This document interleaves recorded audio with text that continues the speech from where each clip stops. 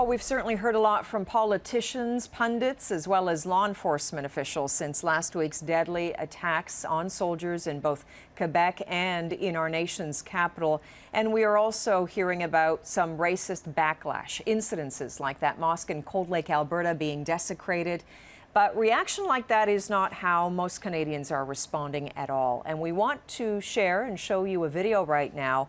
It was made by 3 young filmmakers from the Greater Toronto area. And in the video, one actor harasses a Muslim man who is part of the video as well. So let's have a look now at how passers-by reacted.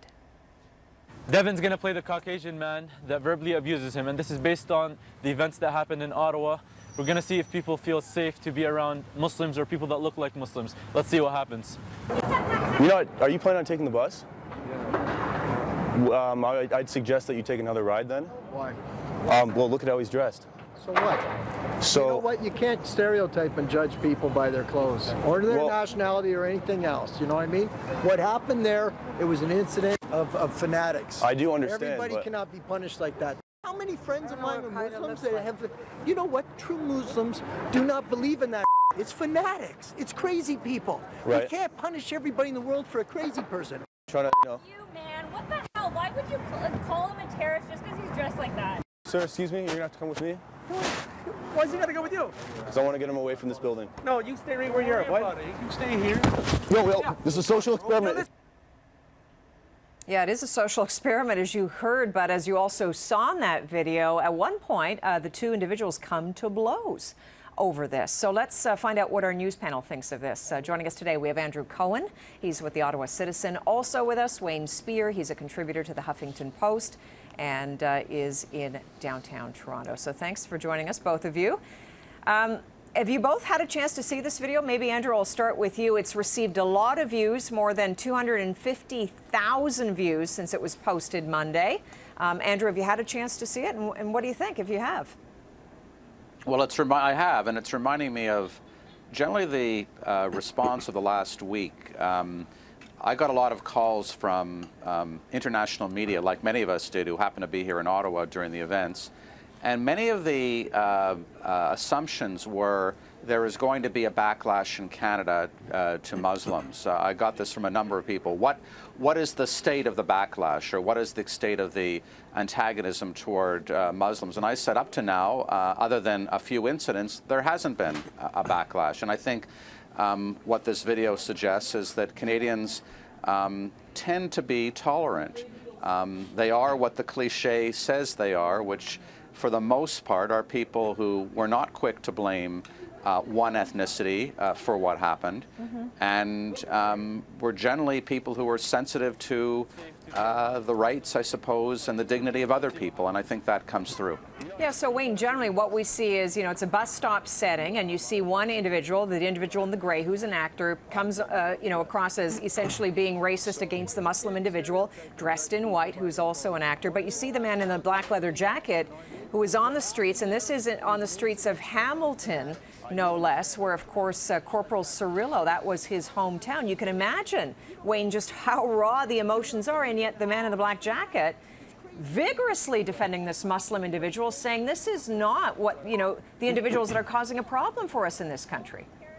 Canadians are, excuse me, Canadians are striking just the right note here, rejecting confessional and ethnic and religious profiling, and I think implicitly rejecting the Minister for Public Safety, Blaney, who in a non sequitur immediately leapt to some conclusions about terrorism. I think we have to be a little bit sharper about it than that.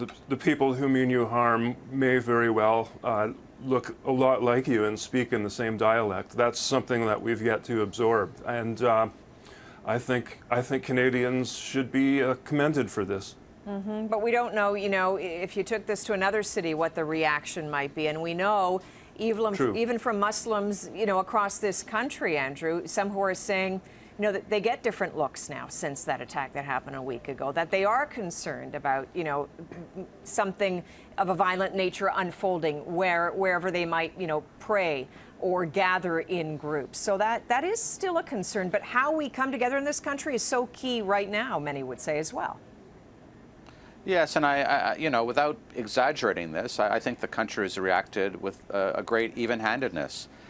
Look, I mean, had there been more bloodshed, had this been an organized attack, had it left a greater mark on our national psyche, there might have well been a greater reaction. But I think, by and large, the truth about Canada is that, by and large, it is a tolerant, diverse society, and I think it's showing itself to be that here. Wayne, what about the reality of also, you know, as many would say, we need, police forces are saying, whether it's the RCMP or CSIS, that they need expanded powers to better monitor those who would be radicalized by the online activities, that they need better information sharing as well, that in some cases they need to be able to put a monitoring bracelet perhaps on an individual who is perhaps going to act out in a violent manner. Yet the privacy and information commissioners of this country are saying, you know what, we need more evidence that the current laws aren't working. So I'll get your reaction to that. Well, Bill C-44, to which you're referring, came out in the context of Canadians going abroad to fight in Syria and in other places. It's now being framed in the context of these two recent attacks, but that's not really the context. I suppose the question that I have is, if you object in principle to the government, to CSIS having powers of surveillance or powers of warrants and some of these other measures which are in the bill, protection of informants, what would you suggest as the alternative, knowing that attacks have been prevented in Canada and the United States by using precisely the kind of information that has been gathered already? So it's a balancing act. I'm not sure where the balance is, but it's a discussion that's happening now. Yeah, and Andrew, as you've heard, you know, a lot of individuals are saying, experts in de-radicalization are saying the top-down approach, more legislation expanding, you know, powers for CSIS or the RCMP, none of that will really work because you can only detain suspected radicals for so long. You still have to work to de-radicalize them as well. So many would say that we need to get this and nip it in the bud where it starts, and that is part of a larger effort, working with community leaders, mosques, with parents of youth that perhaps may be prone to being radicalized. Are we doing still enough on that front? Well, we're probably not, and that's probably where this battle will be fought, and it will be fought, it will be a battle of a generation. As somebody was saying the other night, you know, 30 years ago, if you were a disaffected youth, you might join a motorcycle gang. Now, given the onslaught on the internet and the availability of these sites and what they preach, for a disenchanted person, this kind of appeal may be very attractive. And so it is a matter of education, of awareness, as well as some response legally, but my sense is it's probably more, as you've just said, something that comes up from the grassroots rather than comes down from the government. Okay, well, we'll be watching. Andrew Cohen, Wayne Spear, good to talk to you both. Thank you. Thank you. Thank you.